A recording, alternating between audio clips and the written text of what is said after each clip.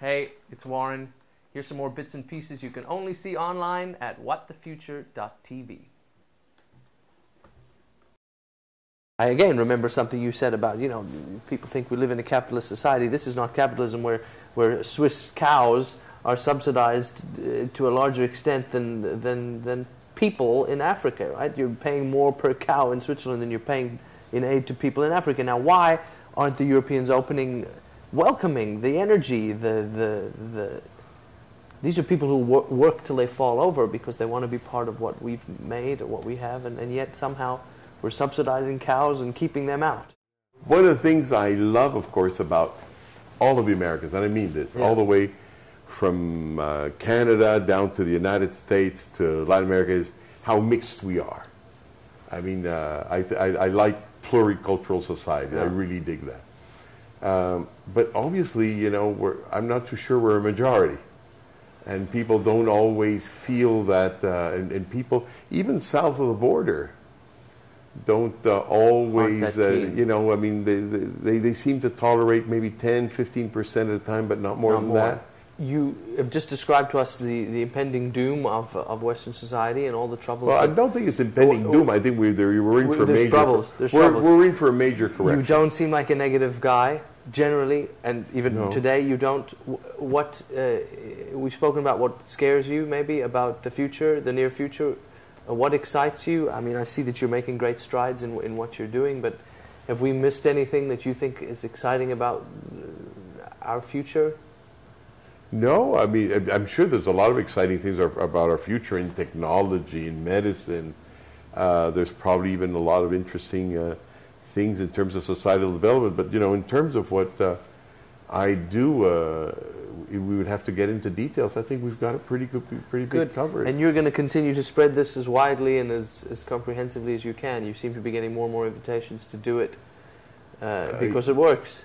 Yeah. We're not totally happy about that because we're too small. In other words, we have an advantage by being in a developing country. A shadow economy is an everyday thing. All I have to do is open. I'm starting to work from the moment I open a newspaper. Yeah. There's a squatting problem here. There's an invasion there. This guy killed somebody over this. I get my information from the front page of the newspapers all the time. That is an advantage.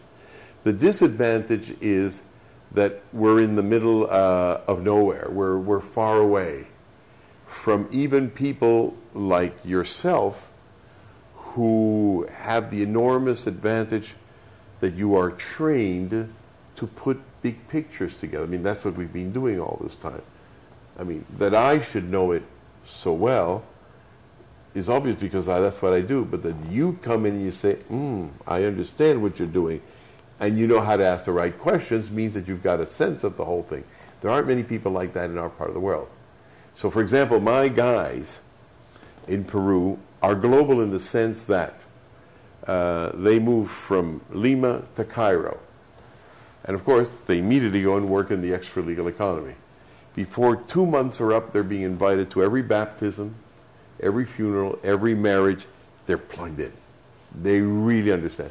Tomorrow we get a contract in Mumbai. They'll know exactly where to go, and yet not know necessarily who's the prime minister.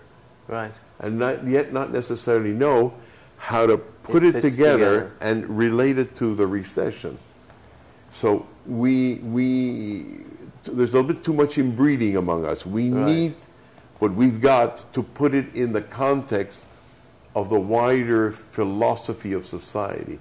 So if we did that, and if we could even systematize more what the kind of things we're doing, we'd be out there. Serving yourselves. Yeah. Because for the moment, I mean, we're a country of subsidiaries, not a country of principles. Right.